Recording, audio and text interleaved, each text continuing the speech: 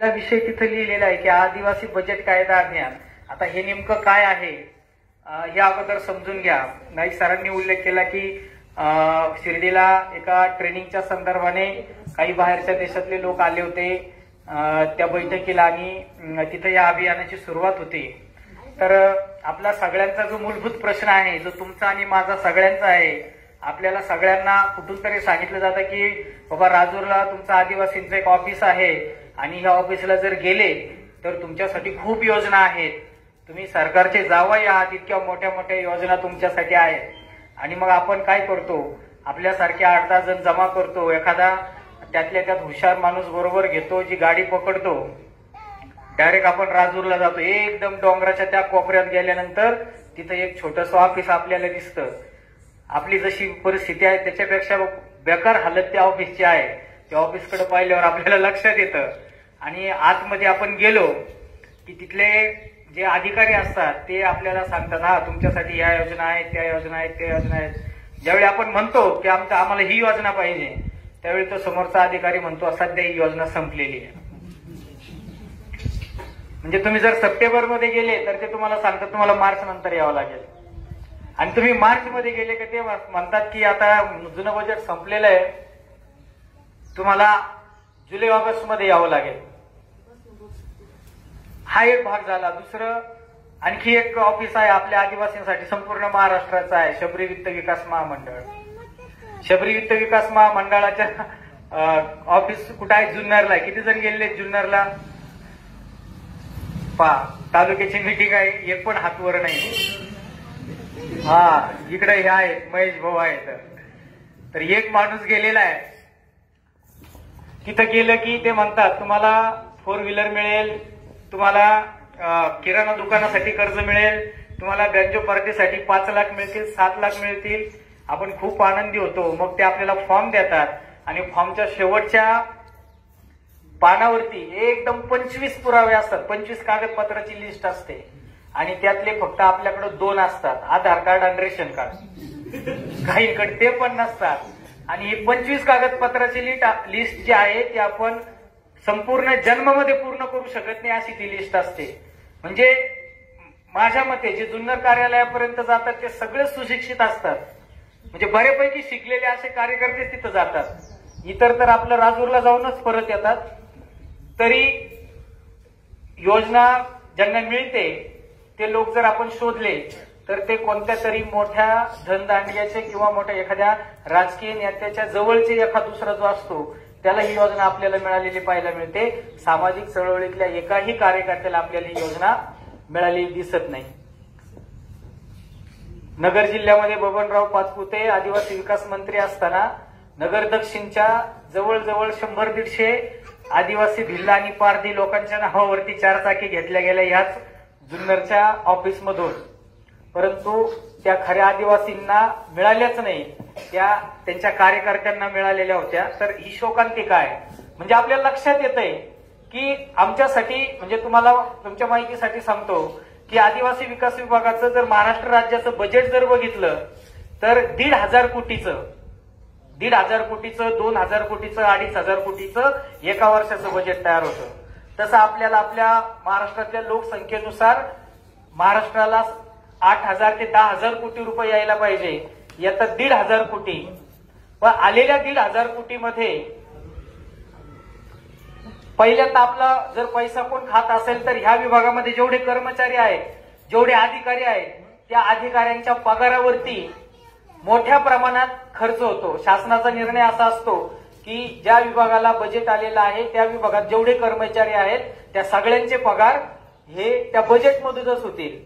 म्हणजे जर 1,500 कोटी रुपये जर बजेट आपल्याला आलं असेल तर त्यातलं जवळजवळ अर्ध बजेट हे त्या खात्यातले अधिकारी आणि कर्मचारी यांच्या पगाराला खर्च होतं. जे कोणासाठी आहे? जे हे आपलं उद्याची भवितव्य आहे, उद्याची पिढी आहे, यांच्या भवितव्यासाठी, कदाचित त्यांच्या शिक्षणासाठी असेल, तुमच्या आमच्या घरकुलाच्या योजनेसाठी असेल, अनेक ज्या योजना आपल्यासाठी तयार केलेल्या आहेत त्यासाठी जे बजेट असतं ते त्यांच्या कर्मचाऱ्यांच्या पगारासाठी खर्च होतो. त्यानंतर थातूर योजना आपल्यासाठी तयार केल्या जातात. 1-2-4 महिने आम्ही योजना राबवतो असं सरकार दाखवतं आणि नंतर कोणता तरी मंत्री त्याच्या विभागाला निधी कमी पडला की तो काय करतो, आम्हाला बजेट पाहिजे, मग आदिवासी विकास विभागाचं बजेट खर्च होत नाही, मग ह्या विभागाचं बजेट जे आहे ते बजेट त्या विभागाला टाकलं जातं. तुम्हाला उदाहरण म्हणून सांगतो, मागच्या सरकारमध्ये उद्धवजी ठाकरे साहेब मुख्यमंत्री असताना कोरोनाकडे आपलं बजेट वळवलं होतं. त्याच्या अगोदरच्या सरकारमध्ये आत्ताचे अजित पवार साहेब उपमुख्यमंत्री होते, त्यांच्या सिंचन विभागाला आपलं बजेट वळवलेलं होतं. देशामध्ये जर सगळ्यात वाईट हाल आमची आहे तर आमचं बजेट किंवा आमच्यासाठी असलेले पैसे तुम्ही इतरांसाठी वळवता कसे, का वळवता? तर याचं प्रमुख कारण काय आहे माहितीये का, तर आदिवासी विकास विभागाला येणारा जो हा पैसा आहे, हा पैसा एक पॉलिसी म्हणून मंजूर केला जातो. म्हणजे काय, आम्हाला वाटलं तर आम्ही तुमच्यासाठी खर्च करू, नाहीतर आम्हाला तो आमच्या पद्धतीने त्या पैशाची विल्हेवाट लावायची अधिकार आहे, असं शासनाचं धोरण असतं. आदिवासी विकास विभागामध्ये तुम्हाला माहिती आहे की अनेक शेकडो आश्रमशाळा आहेत, खासगी आश्रमशाळा आहेत, सरकारी आश्रमशाळा आहेत, वेगवेगळ्या प्रकारचे टेंडर दरवर्षी निघतात. हे टेंडर कोण घेतं? हे टेंडर कधी कोणत्याही आदिवासी तरुणांना मिळालेले नाही. राज्यामध्ये जर तुम्ही बघितलं तर आपण जर महाराष्ट्रामध्ये सगळ्यात जास्त जर लोकसंख्येने जो कोणता आदिवासी समाज असेल तर तो भिल्ल समाज आहे. भिल्ल समाजाच्या फक्त 2 व्यक्तींकडे आश्रमशाळा आहेत. एक सध्याचे सटाण्याचे जे आमदार आहेत त्या आमदारांकडे एक आहेत आणि एक आपले कार्यकर्ते आहेत रेवाडीचे मालचे म्हणून, त्यांच्याकडे अशा महाराष्ट्रात 2च आपल्या भिल्ल आदिवासींकडे आश्रमशाळा आहेत. बाकी सगळ्या धनदांडग्याच्या आश्रमशाळा आपल्याला पाहायला मिळतील ज्यांना आपल्या आदिवासींच्या मुलांच्या शिक्षणाशी काही देणं घेणं नाहीये. किंवा जे टेंडर मिळतात ते टेंडर जे आहेत ते अशाच धनदांडग्याला मिळतात. म्हणजे आपल्या मुलांसाठी शाळेचे पुस्तकं आहेत, त्या अन्नविषयक काही ज्या गोष्टी खरेदी करायच्या आहेत ते एखादा टेंडरवाला खरेदी करताना काय करतो, तो त्याचा नफा पाहतो आणि मग जर समजा अन्नधान्य खरेदी करायचं असेल तर ते खालच्या दर्जाचं खरेदी करतो. त्याचा परिणाम आपल्या मुलाबाळांवरती होतो जे आश्रमशाळांमध्ये शिकतायत. तर ही सिस्टीम बदलली पाहिजे. आमच्यासाठी मंजूर झालेला पैसा आहे तो आमच्यासाठीच वापरला गेला पाहिजे. आमच्या योजना ज्या आहेत त्या योजना तुम्ही पहा, वर्षभर तुम्ही 10 जरी चक्रा मारल्या राजूरला तर सर्वसामान्य कार्यकर्त्यांना खावटी सोडून दुसरी योजना भेटत नाही. याचं कारण काय, आपल्या अगोदरची पिढी अशिक्षित होती. समजू शकतो की ते अशिक्षित होते म्हणून त्यांना काहीच समजलं नाही, पण आपण तर सगळे शिकलेले आहोत ना. आपण जर सुशिक्षित असून सुद्धा जर आपल्या समाजाला आपल्याला न्याय देता येत नसेल तर ही सगळ्यात वाईट परिस्थिती आहे. आणि त्यासाठी आपल्याला येणारा जो भविष्यकाळ आहे, आपली पुढची पिढी आहे, ती आपल्याला जाब विचारल्याशिवाय राहणार नाही की तुमचे पूर्वज अडाणी होते पण तुम्ही तर सुशिक्षित होते, तुम्हाला का बदल करता आला नाही, तुम्हाला का या सरकारला प्रश्न विचारता आला नाही. तर ही जबाबदारी आपली आहे. आणि म्हणून माननीय शिवाजीराव ढवळे साहेब असतील, आपली जे एकलव्य संघटनेची राज्याची कमिटी असेल, आम्ही सगळ्यांनी बसून याच्यावरती चर्चा केली. ऍक्शन एड संस्थेचे आमचे एक ज्येष्ठ सहकारी आहेत तन्वीरजी काझी सर, यांनी देखील आम्हाला मार्गदर्शन केलं आणि याच्यावरती त्यांनी आम्हाला एक उपाय सांगितला.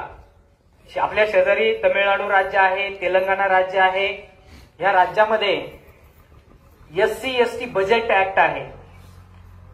म्हणजे जो निधी तुमच्यासाठी मंजूर झालेला आहे तो निधी हा तुमच्यासाठीच खर्च व्हावा याच्यासाठी कायदा आहे.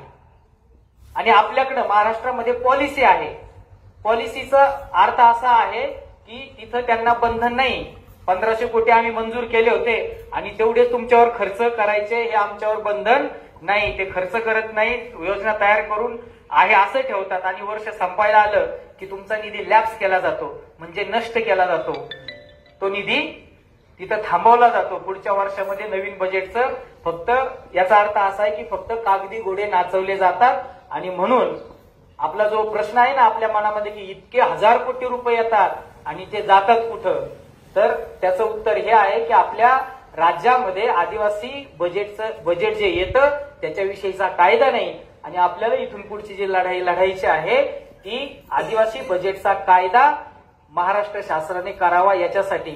हा बजेटचा कायदा आल्यानंतर काय बदल होईल, असा जर तुमचा प्रश्न असेल तर आज तेलंगणा सारख्या राज्यामध्ये एका साध्या कागदावरती जरी एखाद्या योजनेचं ऍप्लिकेशन केलं आणि ते सबमिट केलं तर त्या एका साध्या कागदावरती 10 लाखाची योजना आज तिथं मंजूर होते. त्याचं कारण काय आहे? त्या ठिकाणी SC ST बजेट ऍक्ट असल्यामुळं तिथल्या सरकारवरती तिथल्या तो मंत्री जो आहे त्या मंत्र्यावरती आणि त्या विभागातल्या सगळ्या अधिकाऱ्यांवरती बंधन असतं की तुमच्याकडे जर ऍप्लिकेशन आलेलं आहे तर तुम्ही याच्यावर काय कार्यवाही केली आणि तुम्ही जर कारवाई केली नसेल तर तो संबंधित कर्मचारी संबंधित अधिकारी याला शिक्षेची तरतूद आहे. जर कायदा तयार झाला तर त्याला तिथं जर त्याने जर योग्य न्याय दिला नाही त्या एखाद्या अर्जाला किंवा एखाद्या आदिवासीला तर त्याला डायरेक्ट जेलमध्ये जाण्याची तरतूद त्या कायद्यामध्ये केलेली असते.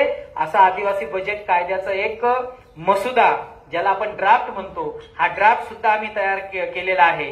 म्हणजे आदिवासी तरुण किती पुढे गेलेले आहे त्याचं हे उदाहरण आहे की आज जर मला जर सरकारने विचारलं की तुम्ही म्हणता आदिवासी बजेट कायदा आणा आदिवासी बजेट कायदा आणा आणायचा तर काय कायदा आहे आणि कसा कायदा आहे हे करायचं ते मला सांगा. इथं समोर माझा मोबाईल तिथं आहे त्या मोबाईलमध्ये त्याचा ड्राफ्ट आहे की जर आदिवासी बजेट कायदा जर आणायचा असेल तर तुम्ही अशा पद्धतीने आणा. आम्ही काय मागणी केलेली